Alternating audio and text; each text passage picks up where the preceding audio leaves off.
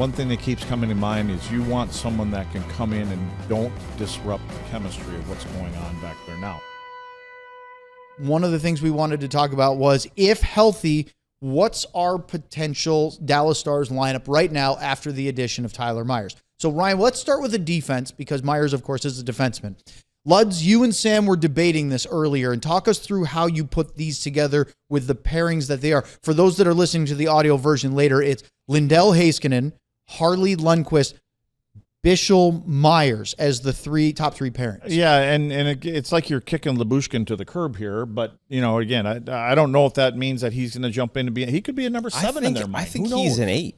Well, that's what I'm saying. Lyubushkin. Yeah, or Lyubushkin. I think he's behind Petrovic in my opinion. He's been playing over Petrovic lately. Yeah, just if I was to go with the playoff lineup, I think Petrovic has an edge that I think Petrovic over Lundqvist. Do you think there's a chance Myers gets a shot to play in the 4 spot next to Thomas Harley in the next 20 games? I do. It's either there or Lundqvist. The only reason I'm saying this one right now is I think Nils has been good. Yeah. But when it's playoff hockey and it gets a little heavier, do you want a heavier, bigger body there? Possibly. And then you've got Myers being weighted a little bit more from the defensive side of things. Not a guy that jumps up into the play like Thomas. Maybe he complements him a little bit. But for sure, if they're happy with Nils being there and to put him and Bichsel together, I just think that should be a really tough chore to get to the front of the net, regardless who you're playing against. So I don't know. I just like the reach. I like the reach from that pair. And I just think for an opponent to play against those guys, as long as they're positionally correct, man, it's going to be tough, and it's going to be tough getting shots off too. Yeah. So Elaine Nazardine, the defensive coach, and of course Glenn Gulletson, what are they looking for over the next 20 games once they get Myers in, and how will they be deciding who complements who better? Because one thought I have is, okay, you have a big physical, again, not punishing defenseman in Tyler Myers, but a guy that can move the puck and likes to not stand still, but also maybe he complements Harley's game. Or you put him with Bichsel and you have 2 monstrous defensemen in the same pairing.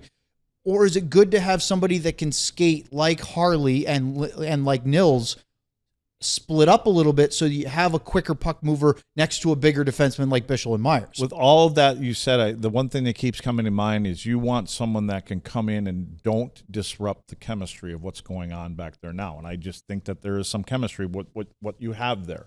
So, and it doesn't mean that they got him here for a reason. So, I think the good news is, I go back to it, you got 20-some games to find that and to see what is the best fit. So can you see him? I don't see Tyler Myers at this point of his career as a top 4 defenseman. Yeah. But can he play in the top 4 the way that Dallas plays the game? Very possible. Will he add to Thomas Harley? I haven't watched enough of Myers in the last 4 to 5 years to say, man, he is a really good defender.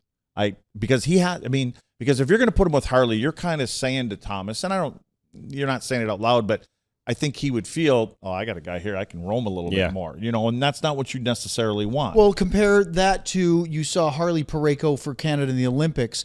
Could Myers be a similar type player to Parayko for Thomas Harley? I think if they were the same price, Parayko would be here. Yeah. That's what I think. Which there's no doubt that's not the same price. No, that's what I'm saying. Yeah. I think if Doug Armstrong and Jim Nill could have come to an agreement, and they're really good friends, and they were on the in the Olympic team and everything together, I'm sure that was discussed.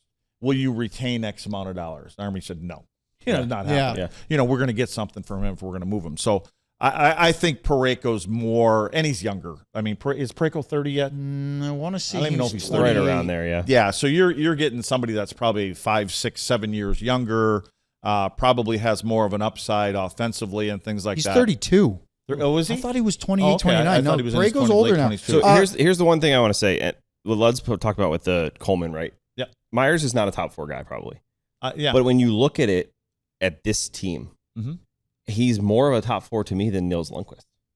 And that's how I keep looking at this trade deadline. Is this the guy? I'm torn because is this an upgrade? So I'm torn because Nils, like Lud said, Nils is a young guy who's still establishing himself as the trustworthy. Again, the old coaching staff didn't feel that trust. Yep. This one seems to be more. Then he got hurt. He missed a bunch of time.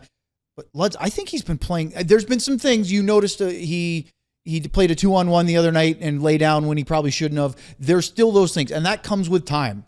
But I think he's looked better since coming back from this most recent injury and playing every night. Yeah, I mean, we're comparing to him now compared to last year, whatever. Yes. But from playoff hockey, that is played a little different. There's more of this going on. You know, it's a more physical game. There's more confrontations. To me, if you're going to have somebody out there that's playing, let's just say that it's a 20 to 22 minutes, in a playoff situation, if Tyler Myers can handle that better, I think I lean to Tyler Myers just from the sheer reach and size I'm talking about. Because night after night, you're going to get, you get worn down. And I don't know if Nils would be able to handle, especially when you get on the road. Can you handle getting out there when there's mismatches and things like that? The McKinnons or Kaprizovs or whoever that's going to be that they play against. So, what's interesting to me is if I was to pick it, and I know Petrovic hasn't been good this year, if I was to pick their game one lineup against Minnesota, I would have Harley, Myers, Bichel, Petrovic.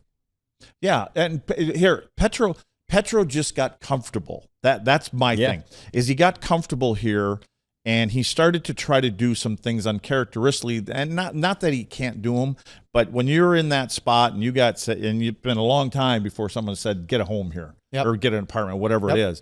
And then there were the little things where he'd get to the center line and he wanted to carry it across the center line. And versus what did he do to have them say that to you?